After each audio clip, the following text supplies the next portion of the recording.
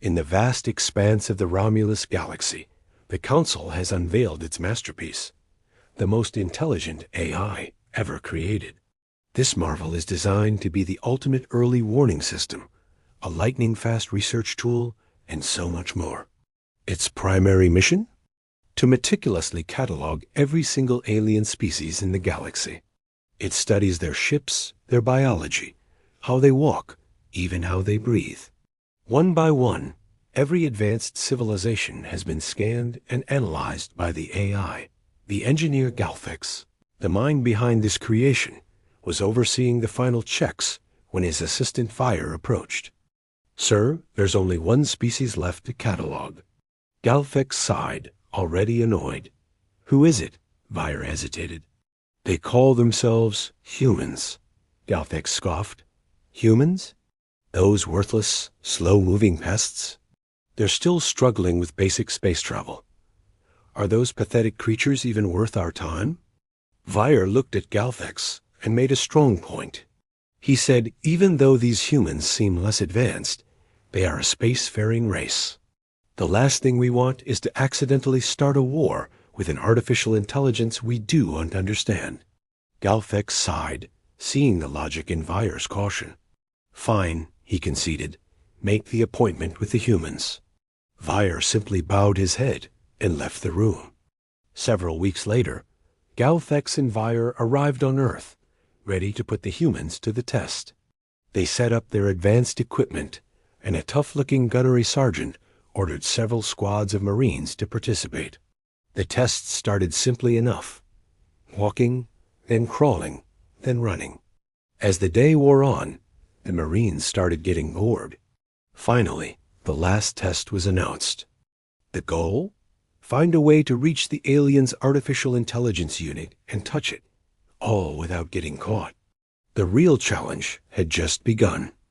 The gunnery sergeant's face, which had been a mask of annoyance all day, suddenly split into a wide grin. Fire tensed up, and Galfix just looked completely baffled. He finally broke the silence, asking, "Gunny, why are you smiling like that? You've looked bothered all day long." The gunny glanced between the two of them, his eyes glinting. "Now?" he said, his voice low and full of satisfaction. "You're about to see how United States Marines adapt and overcome." Fire and Galfix exchanged another confused look. Before they could ask what he meant, the gunny roared an order to his squad. Adapt and overcome. In a flash, the Marines were gone, running off into the chaos. Galfix completely lost it. They're running away? Is that how Marines adapt? By running away? He grumbled, his voice shaking with something that almost sounded like a strange, disbelieving laugh. Just a few minutes later, several Marines came back, each wearing 2 stacked barrels around their bodies. Inch by inch, these walking barrels shuffled towards the artificial intelligence. The AI just kept scanning, completely ignoring them. Fire screamed out, "Sir, the unit isn't responding." Galfix just stood there, dumbfounded and confused by the bizarre sight. Finally, the barrel Marines reached the unit and touched it. Galfix started grumbling and went back to tapping on his tablet. They were ready for the next test.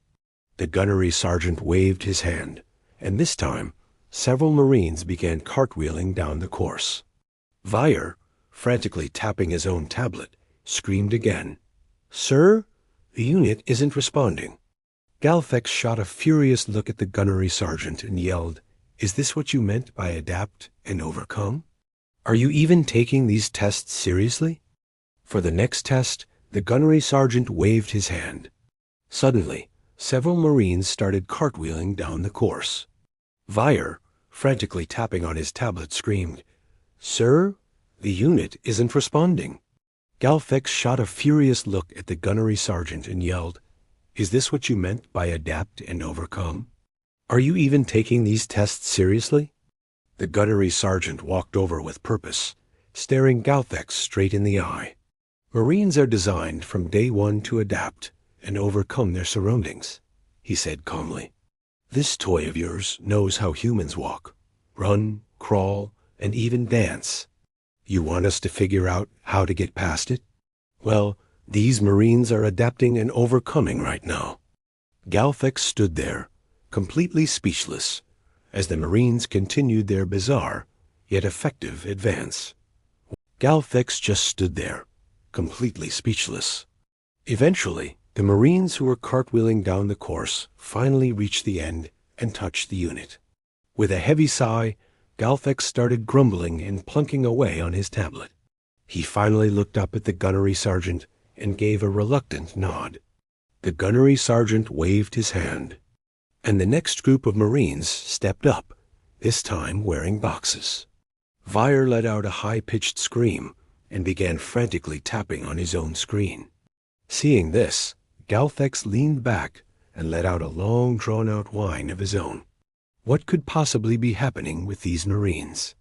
Was this some kind of bizarre training exercise, or had things just gone completely off the rails? He stops, quickly looking down the course, and shouts, "Are they giggling?" Galfex turns to the gunnery sergeant, a wide smile spreading from ear to ear.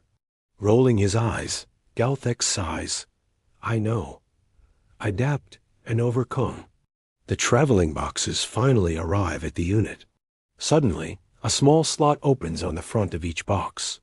From every opening, a single hand emerges, reaching out and touching the unit. Vire drops his tablet, the device clattering to the floor.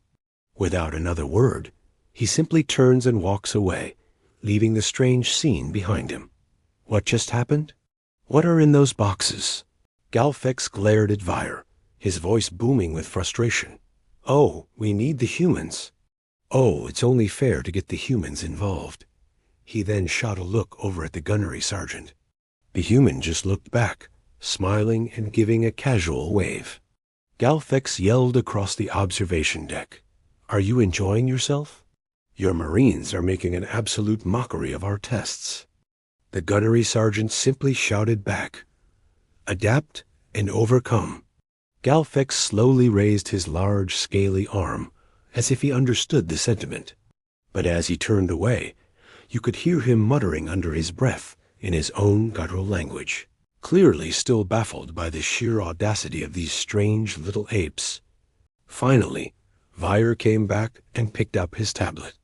Galfex looked over to see the next group, and what a sight it was. The next several Marines must have raided the mess hall, because they had acquired all the pot and pan lids.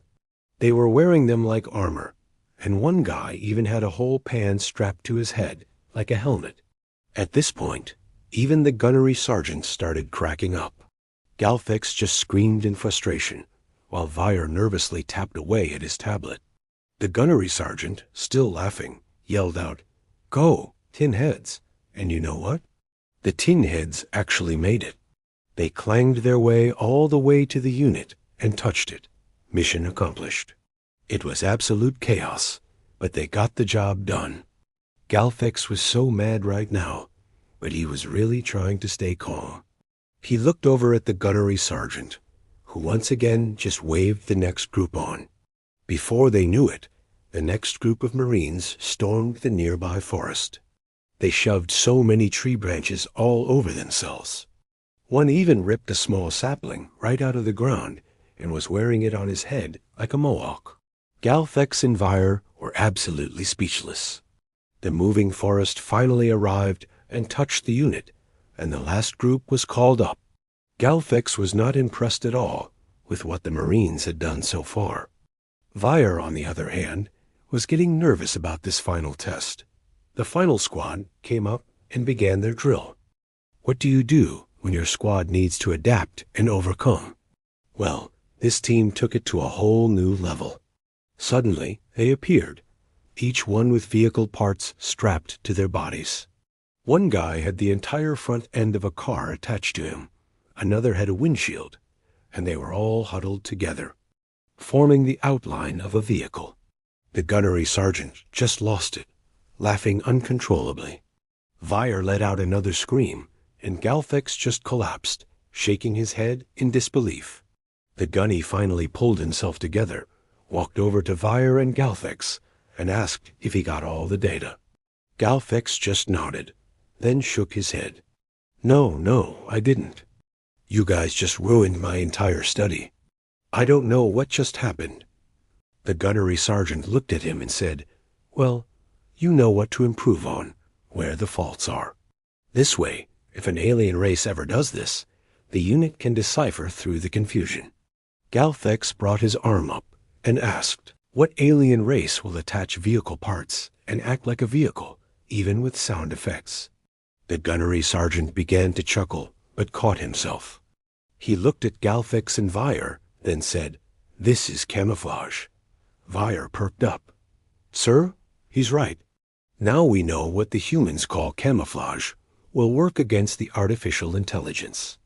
We need to teach it how to look past the surface and see deeper. Galthex thought for a few moments, realizing what they were talking about.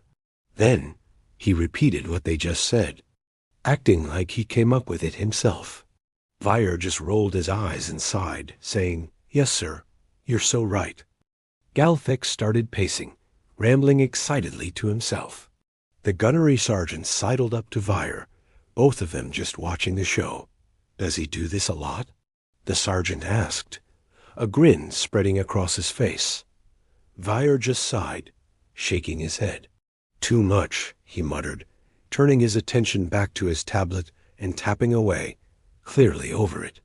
The gunnery sergeant, on the other hand, seemed genuinely entertained by Galthex's antics. Finally, Galthex got what he wanted. The Space Force agreed to join the exercises. It took weeks, but eventually, their ships started to arrive, a parade of every class in their fleet, assembling just above the moon's orbit. Seeing the disciplined formation, Galthex and Vire both looked relieved. Vire couldn't help but comment, Finally, a professional force. Now we can get some proper data. The real work was about to begin. The Admiral leaned over and asked, Did you have to deal with those yard apes? Galthex looked confused. I thought they were humans, he said. The Admiral confirmed, Yes, they are human, but we call them yard apes. Vire, ever the curious one, asked, Why? The Admiral explained, Because they will do anything, fling anything, and fight anyone to get on top.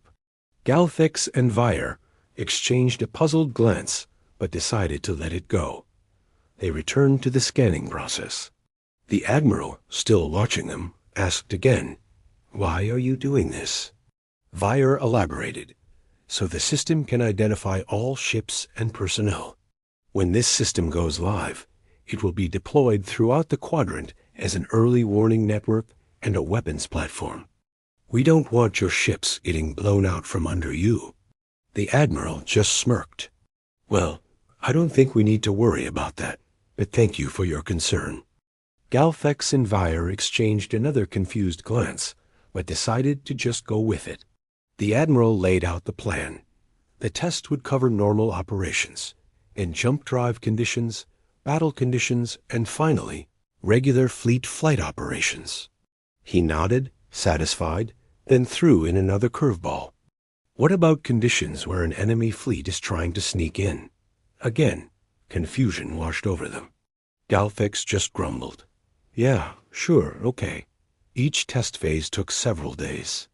The drones had to meticulously fly around and between the ships and their formations, capturing detailed 3D images of how they operate.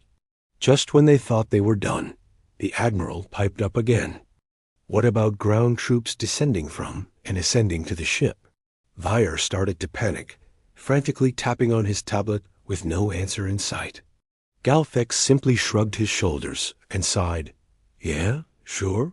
The Admiral's voice crackled over the comms, ordering the dropships to ascend. Vire screamed, his fingers flying across his tablet in a frantic blur. Galthex choked for a second, then cleared his throat. Oh, you mean right now? The Admiral shot them a sharp look. Yes, no. We can't have this weapons platform glitch and start firing on our own ships. That's no honorable death for our Marines. He continued, If they must die, let it be in battle, not from a programming error. Space Force isn't thrilled to be their taxi service, but we won't lose them on our watch to a mistake. Suddenly, the sky filled with hundreds of dropships screaming up from the planet's surface. A swarm heading for the fleet. Vire let out another yell and furiously scanned each approaching vessel. Galfix just stared in awe. Is this normal? The Admiral smiled. For the Marines? This is a standard deployment. You should see them in a real fight. It's a beautiful sight. Phantom static, where the phantoms speak through the static.